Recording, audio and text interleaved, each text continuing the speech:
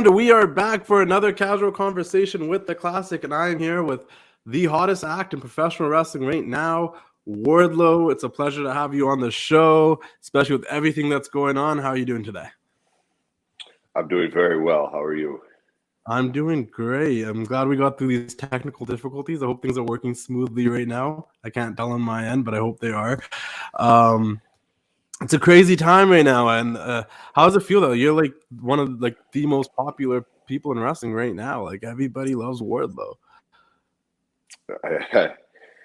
Yeah, I don't know. I really can't grasp that or comprehend that. So Yeah. I feel it a little bit. I know, life has changed a little bit. I guess my mentality doesn't really allow me to accept that or truly comprehend it, just because in my eyes, I still have so much further to go. And in my eyes, the journey's just begun. So I'm still a nobody in my eyes. Being the classic wrestling page I am, and sharing all the old school wrestling stuff, I want to ask you, was there a match or a moment that got you hooked to professional wrestling? Was there anything specific that made you go, "Oh, okay, this is something I'm interested in"? So I was introduced at such a young age, that it was the character and the spectacle of it all. Yeah. So I was too young to comprehend what a good wrestling match or what a good technical wrestling match was. Yeah. But what I could comprehend was that when Bret the Hitman Hart came out with those shades and that hair and that jacket, and he threw his arms out like this, I knew that he was the coolest SOB I've ever seen. And Bret Hart was really the one that he was my first love. And I just remember feeling something when he would come out. And growing up, the only thing I wanted in life was to be front row at a show and have him come out and put those shades on me, that he would do before every match to some lucky kid. That was the only thing I wanted as a kid. Unfortunately, I didn't get to my first pro wrestling show until I was a teenager. So I was well beyond that.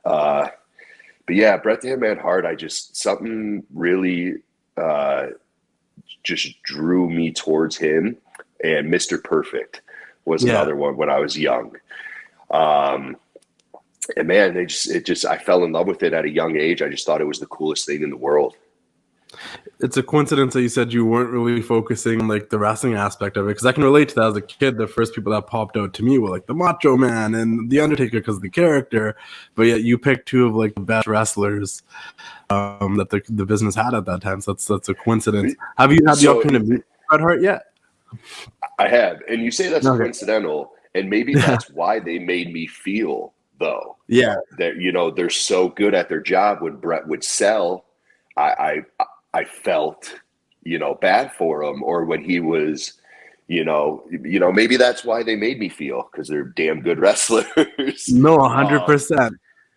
And yes, I did have the opportunity to meet Bret Hart, which was awesome. Unfortunately, it was when I first started wrestling, and I had this mentality that act like you've been here before, don't ask for pictures, oh, screw that. Today, I'm getting a picture with everybody. I need that picture with Bret Hart. Yeah. So I'm mad I didn't at the time, but I'm sure I'll get another opportunity. That's awesome. So you mentioned you met him when you first started wrestling. So I had a couple of questions that will probably tie into that. What were you doing right before professional wrestling, and what made you decide that you were going to pursue that full time? Oh man. So, life doesn't always go as planned. I wanted to be a professional wrestler my entire life. That was, it was, this is so cliche, but people say destiny and things like that. But in my heart, in my mind, I was so carefree, probably too carefree, because in my head, I knew exactly what my future held. I knew at the age of 17 years old, I knew exactly what my life was going to be. And it came out in my personality. I I was very confident. I was very happy because I knew exactly what I was going to be, and I knew what I wanted to be, and I was going to make it happen. Maybe that was part of the problem. Maybe I got too comfortable and I got too sure of myself. Yeah. Without really knowing the proper steps involved. And I ended up going down a bad path and got involved with some bad people. And at the time, there wasn't, sign up and you can get a tryout. It was $3,500 if you wanted a tryout. I didn't have $3,500. And I didn't know the independent wrestling existed. I had no, I grew up in the middle of nowhere, Ohio. This is before social media. I didn't know independent wrestling existed. So I had no clue where to start. So I worked at a car dealership starting in high school, washing cars, mopping floors. So I stayed at this dealership, and my plan was to make some money, save some money, and go do that tryout at some point. But, life took me for a ride, and I ended up working at that car dealership for way too long, a total of 13 years by the end of it all. So before I quit my job, I had worked up to managing one of the service departments.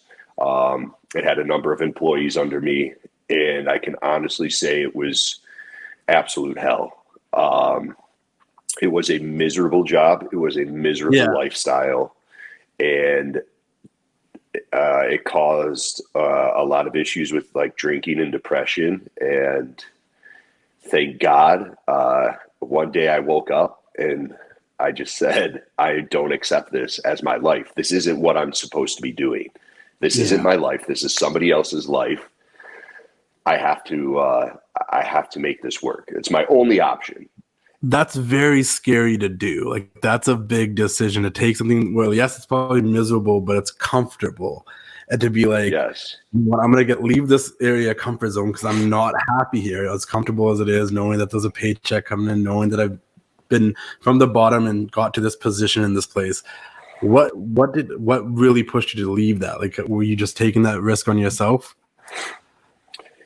Yeah. So I think at my lowest point, my lowest point, I remember I woke up one day and I had a bunch of roommates, and it was just party all day, every day in this house. And I remember I woke up one morning and I heard them all out in the living room, and I just never came out of my room that day. I spent my entire day in my bedroom. I even pulled out a Bible. I was desperate, man. I was desperate to change my life. And it just hit me. It just hit me all in one day that this is not your life. You know what you're meant for, and you're going to make it happen. And oddly enough, the next month I went to a show in Cleveland to kind of re-spark that, to give me some motivation. And I'm walking through the arena, and somebody hands me a flyer. And it's a flyer for a professional wrestling show in Cleveland, like this little weird wrestling show. I'm like, what is this? And it was an indie show that I didn't know existed. And I turned it over, and it said, contact us for our wrestling school. And went, my mind was blown. I'm like, there's a wrestling school in Cleveland? Yeah, of course there's like 14 of them. I didn't know. So I called them. And the next week I was there in my shorts and tennis shoes, not knowing what the hell I was doing, but I was there. And that was my first time in a ring. And this place was a shithole. I mean, it was called The Dungeon, and it was a dungeon. Real bad part of Cleveland. It was me and literally one other dude in this tiny little ring. The first day I puked 3 times, but just kept coming back, and I fell in love. Honestly, if you don't get that puke feeling the first time, even if you start personal training, I feel like you're not trying hard enough. Every time I start with a personal trainer, I'm like, okay, you're pushing me, and I know you're pushing me now because I feel like I feel sick. I remember Lamont Williams. He's like, man, he's like, that first day, right in the middle of the drill, you didn't say anything. You just got up, ran out of the building. He's like, I swear, I did not think you were coming back. That's But the biggest thing. If you puked and you came back, that speaks levels, because most people will puke and be like, I'm done. I'm good. oh, bro, I would be in the middle of a drill, run out, puke, run back in, and just start where I left off. If anyone's listening to this, they want to know what it takes. It takes that. You got to be able to puke and come back. That's awesome. When did you start bodybuilding? Because obviously you're a massive man. Like you're huge. You resemble a lot of the wrestlers that we grew up watching. When did bodybuilding become a part of your life? And when did you start implementing that? Was it before training, or was it when you were training?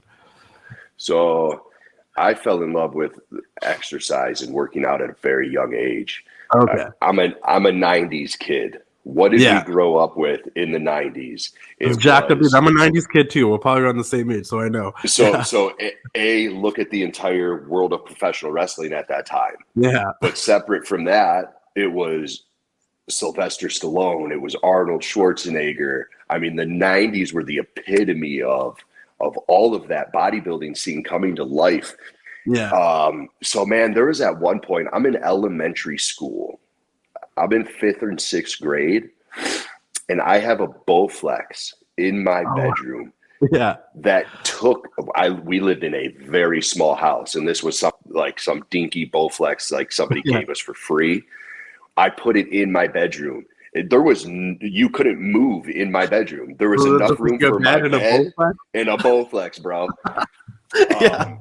I loved working out, and again,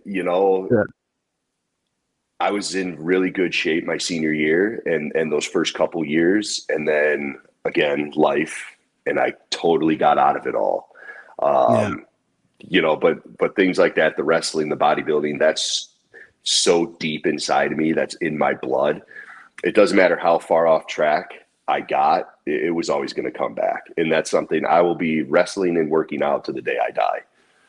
There was I did some research obviously before I had you on the show, and there was 2 names that came up with people that influenced you, and it caught me off guard because they're like so opposite on the spectrum of kinds of wrestlers that there are.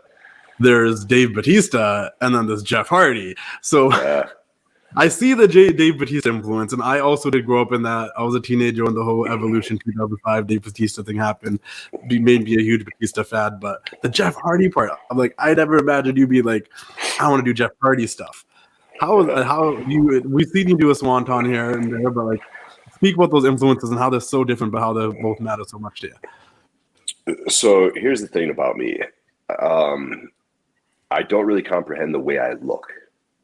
Yeah. And I understand I'm 6'3", I'm 265, and I look like a Viking comic book character. And I feel like people judge me on that. And I think a lot of people, especially in the world of wrestling, assume, oh, this is some dude, didn't make it as an actor, didn't make it as a professional athlete, didn't make it as a bodybuilder, whatever he was trying to pursue. So he's just giving this a shot. It's like, no, I am just like every 5'5", 160-pound backyarder, because I was 5'5", 160-pound backyarder. I was a runt, bro. No, and I think I'm glad you're bringing that up, because I think people might think, oh, he's huge, he got this opportunity because he's a big guy, but you love this stuff just as much as everybody else. And like you said, you started with some backyard wrestling, just like a lot of other people. But yeah, continue. Absolutely. Yeah. I anticipated being the next Jeff Hardy. That was my initial goal in wrestling. So I spent years, I was going to say hours, but it was hours every day for years. Doing swantons and teaching my body to flip and twist and corkscrew. And I was like, oh yeah, I'm going to sell my ass off and I'm going to do really cool stuff. And then I blow up my junior and senior year, and your body, muscle memory, your body still remembers that stuff. So I spent all these years teaching myself high flying stuff, and then blew up physically. So I'm capable of doing things guys my size probably shouldn't be capable of. No, that's insane. So, and so to dive deeper into it, I grew up obsessed with Jeff Hardy, and the Hardy Boys, they were huge. 99, 2000, up until like 03, that was like prime. So that's me as a teenager, early teenager. Yeah. So now Dave Batista, it's 2004, 2005. I'm now a junior. Yeah. I'm starting to work out seriously. I'm starting to grow. Here's this Batista guy. I'm starting to resemble him a little. Yeah. And now I'm like, okay, gear shift. This is what I'm going to be now. And it's super cool because your story in AEW kind of paralleled Batista's a little bit. And I was like, that for someone that's a Batista fan and to have that play out that way, I'm like, childhood dreams, talk about it, right? It's absolutely terrifying. It's terrifying, but it's also absolutely beautiful because I didn't plan this. I didn't write this. This is just life playing out, and it's wild. Which is like, you probably had that. When we were younger and we were wrestling fans, we started like creating storylines in our own head. Like that probably played on your head, and then here it is, right? Yes, we ran into some technical difficulties, and I was going to ask this later, but I'll ask it now because I don't want to take too much of your time. But since we're on the topic, Jeff Hardy has to be one of your dream opponents that you haven't worked with yet, right? Like, because I was going to ask you who was some of your dream opponents, and he has to be on that list if he comes back. Yeah. So everybody assumes that's a dream opponent of mine, and yes, that would be cool.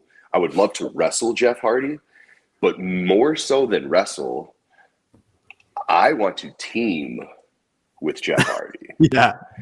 Like, if I could do a 6-man and just be the Team Extreme for one night, myself, Matt, and Jeff, I think that would be the ultimate dream, more so than actually wrestling him. Fair enough.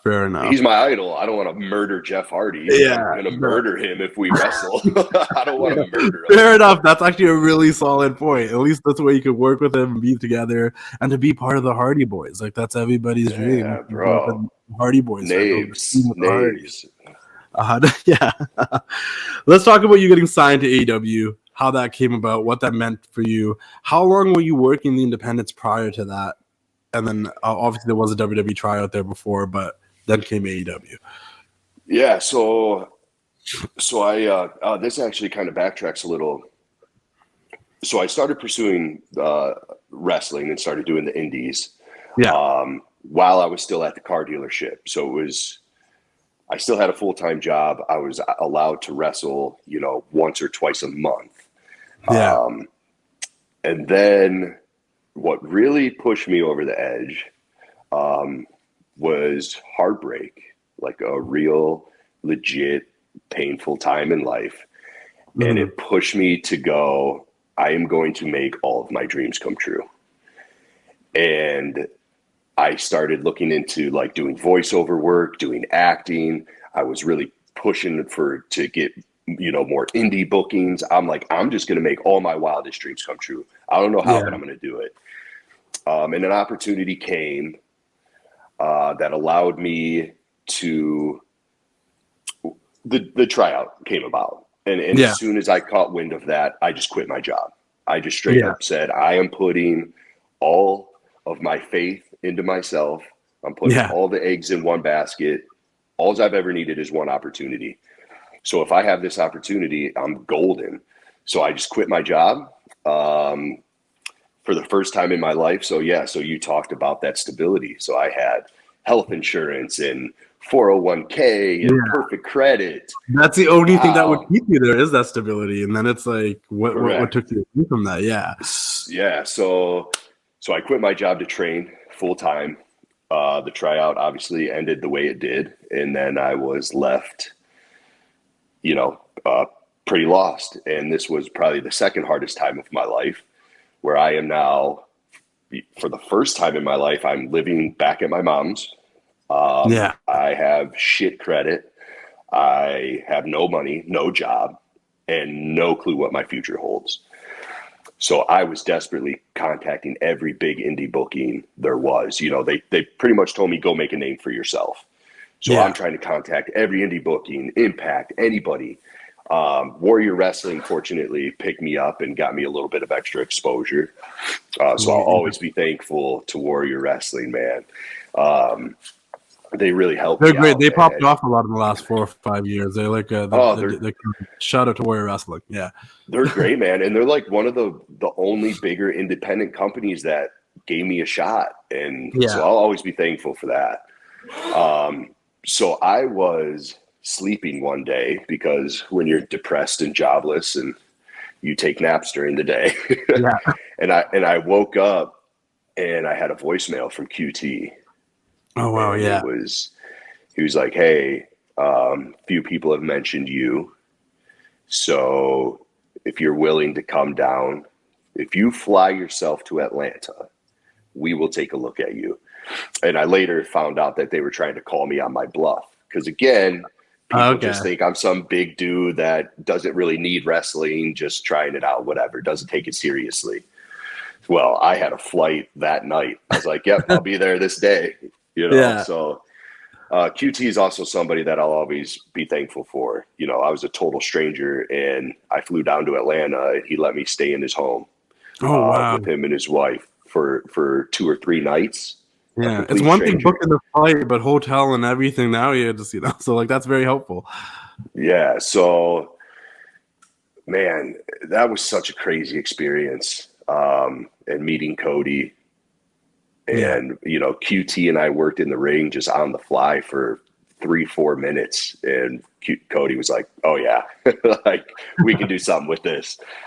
Yeah, that's awesome. Initially when they started showing that Wardlow was coming, they showed the cool video packages. You're beating everybody up. You had a woman with you, and then next thing you know, you were with MJF. Was there any original plans prior to your pairing with MJF? Like, did they have an idea what they were going to do with you, and when did that change? I don't know. I mean, really, Wardlow is just Wardlow. Yeah. That's my real last name. Yeah, and which is incredible. Yeah, you want to talk about being born to do something, right? Yeah. So, that's who I am. I love beautiful women and, dressing nice, and, that's me. So I think we were always going to be me. A certain somebody just happened to scoop me up before any plans got executed, and I decided to go that route, and it turned out for the best. It did. It really did. There's 3 things that you did that really stand out to me as a fan growing up during the 90s and 2000s. Like, the idea of like doing some of these things are mind-boggling. One, you got to wrestle Cody in a steel cage match. How was that? What did that mean to you? That will forever be one of the best nights of my life. Yeah, because that was a great match too, and that was like I think the first time we really got to see a cage in AEW, and I was like, oh wow, this is like a cool looking cage. Yeah, that cage was huge. Yeah, it definitely looked. Yeah, that was like as far as a standard cage, not like a Hell in a Cell or anything. As far as a standard cage, I'm pretty sure that was the highest cage in the history of professional wrestling. It was so tall. But yeah, that whole day was very special. I flew my mother out and brought her to the venue. So it's kind of like bring your mom to work day. We got to hang out together backstage and eat catering together. And she got to kind of experience this life that is as much of a dream for her as it is for me. So that was really special to share that with her. And then the whole night, so much pressure, and for everything to go as smoothly as it went. Were you prepared for the moonsault off the top? Was that something you were like, because that must have been nerve-wracking. This is probably like your first big match with Cody Rhodes on a big stage. Oh yeah. I mean, like I said, you couldn't have put any more pressure on me. You could not have. There's nothing else they could have thrown at me that could have put any more pressure on me than that. But I wouldn't have had it any other way. I thrive under pressure, and I wanted them to throw me in the deep end so I can show them how well I can swim. And boy, did I swim. So speaking of pressure, you did Michael Phelps it. Speaking of pressure, the one that I feel like people don't talk about a lot But still, to me, because like it really hasn't been done a ton since like the 90s, and we lived through the boom of MMA and UFC and everything, is that you had that MMA fight with Jake Hager. Like you guys did that whole like we're gonna have a shoot fight. How was that experience? Because I mean, there's a lot of room for criticism there, but you guys did a great job at that as well. Yeah, man, that's the thing that I have mixed emotions on. I'm proud of it and I'm happy with it, and I know we whooped on each other, but there's a lot of things I wish we would have done a little differently with that one. But that's fair because it's not done a lot. It's not done a lot. You guys did it. It's a fact that you guys did it and you guys tried it and you attempted it and it's still in the realm of wrestling. So there's going to be wrestling involved with it, but people are scared to do it. And you guys actually did. And I think that's the part you should look at it from that perspective. It's like, well, you go out there and try to do it and see how you guys figure it out in this world of wrestling trying to do it. And I think it stands out because it was something different and unique, and a lot of people don't try to step on that. And I don't like you don't really have an amateur wrestling background, do you? A little bit. I've done a little bit of boxing training, some jiu-jitsu. All my friends growing up were wrestlers, and like I said, I was the runt. So I've learned to be scrappy. I think it's something you should be proud of. I think it's not a lot of people would do it or could do it, and you guys pulled it off, and it's something that like happened that a lot of people wouldn't have the courage to try to go out and do in front of a live audience, because it's like there's a lot of talk about pressure. Like I said, that's a lot of pressure. There's a lot of room for criticism there, but you guys did it. Thirdly, the one that I want to talk about is you got to wrestle CM Punk. Give it 2 years ago, nobody saw this even as a possibility. How do you feel about wrestling CM Punk? Another one of the best nights of my life. That was the first time I think ever that I've truly just been in the moment of the match. Okay. I put so much pressure on myself, and I'm so tunnel vision when I go out there. It's just murder. And it was something maybe because it's Punk and he's so damn good, I felt so comfortable. Yeah. And it was just the first time in my life where I went out there and I really looked around at the crowd and I really absorbed it and I really genuinely had fun. And I think that's the only time I could say that. And that it's something I'm working on and I'm trying to get back to that. And I've experienced it a couple times since then. But man, that was just, I felt so good and I felt the crowd and it just, that was an amazing experience. Was there any advice, anything Punk said to you to kind of, that you took with you from that experience? There's a lot that's between me and him though. Fair enough. I guess I'm going to go to my next question, and we're going to wrap it up soon, but we have to talk about the guy because you spent a lot of time with him. We got to talk about Max. We got to talk about MJF. Clearly, you guys are paired together for the time being. You guys had a fantastic rivalry and feud right now, but for most of your career, you've been tied with MJF, and I'm just curious, like, what was your experience with him? How do you feel about him? And was there anything you took away from working with MJF as a duo? Honestly, I shouldn't even give this subject the time of day. And I really don't care to, but I do understand, people got to understand. We were together for 3 years. He was the first 3 years of my career. He was a big part of my career. So if anybody is allowed to touch on this subject, it probably is me. Yeah. But I'll just say this. He's not a good person. He really is a piece of shit. It was not enjoyable working with him. And he put me through more stress than anything. And his behavior inside of the business and outside of the business is unacceptable. But that's all I'm going to say about that. Fair enough. Moving forward, you're on your own now, and it's a little different because now we get to hear you talk more than we ever get to hear you talk before. Talking to you right now, I can tell that you're a really great talker. You're eloquent, you're articulate. But how is it now going out there and having to cut promos in front of a large crowd? Because that's something that's kind of newer to you now, having to cut promos on your own in front of a ton of people. How are you feeling with it? How's that going for you? Yeah, And that's something just like the getting comfortable in the ring and learning to have fun. The same thing goes on the microphone, man. Like, yeah, I can sit down and do this with you and shoot the shit all day long. And so my thing right now is getting this to come across on camera, which that takes time. And I'm not even really concerned about that right now. My main concern is what I do in the ring. And beating people up and doing it fashionably and chaotically.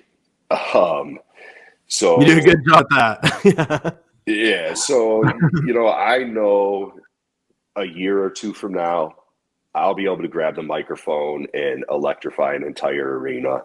That'll come. We'll get there. But right now, that's not really, who I am is, letting the talking, well, letting my actions in the ring being my 100%. It's your presence and your actions that drew us to you. Like, it's your presence. Yeah, nobody really wants to hear me talk.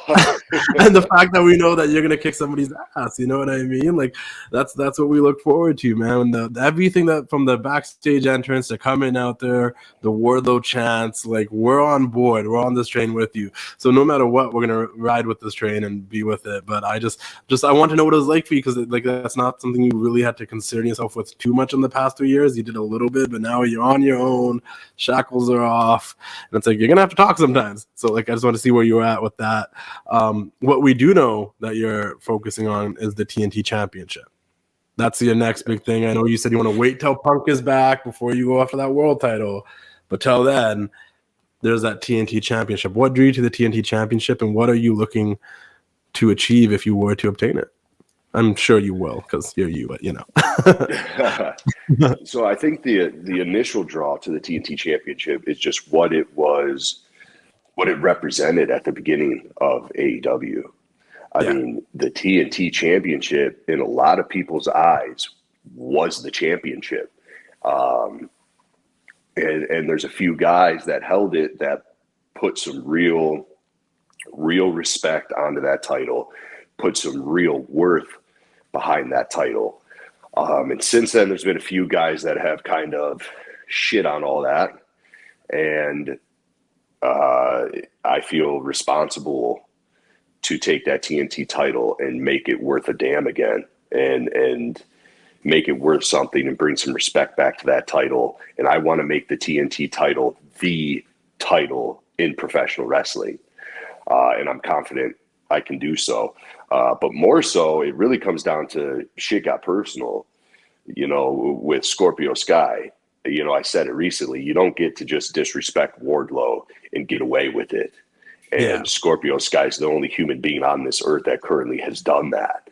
So the fact that they left me laid out, I had that title won, and, I got screwed out of it. So this is beyond names. This is beyond championships. This is beyond opportunities or what's right and wrong for me. This is personal. Scorpio Sky's running around the company with that title, screaming, he's the face of the company. He's the face of the company. And it drives me absolutely mad because he is so wrong. So this is personal. I'm looking forward to it. I'm excited for everything that's coming up for Wardlow. You are the hardest acting wrestler right now. I appreciate your time. This was super cool to talk to you. I'll always take the pleasure to know that I got to talk to you before you already are popping off, but before you big league me at some point. I appreciate it. And dude, what a story. Just generally, what a story. And that's what I really want to see, what you were doing before professional wrestling, and then what made you go at it, and just that betting on yourself and taking that risk and knowing this is what you want to do and doing it. I think a lot of people resonate with that. I got a lot of people that follow my page and follow the brand that want to pursue professional wrestling, and it is a big risk at the end of the day. That being said, if there's one advice that you could give for people out there that might want to do this, what would you give them to wrap things up? Well, I was going to say it just from what you were speaking on, I'm just I was a poor, scrawny kid from middle of nowhere, Ohio.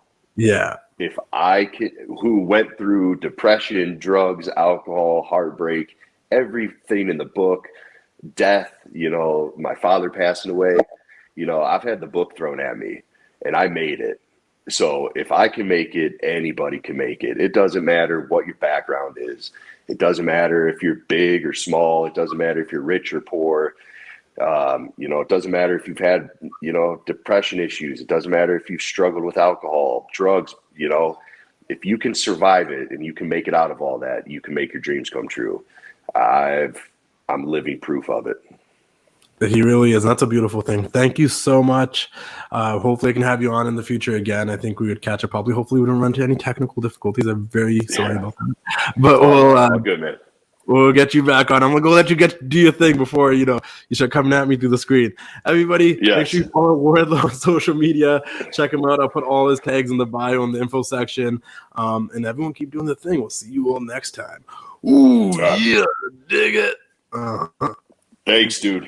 We appreciate your patronage and hope we've succeeded in bringing you an enjoyable evening of entertainment. Please drive home carefully and come back again soon. Good night.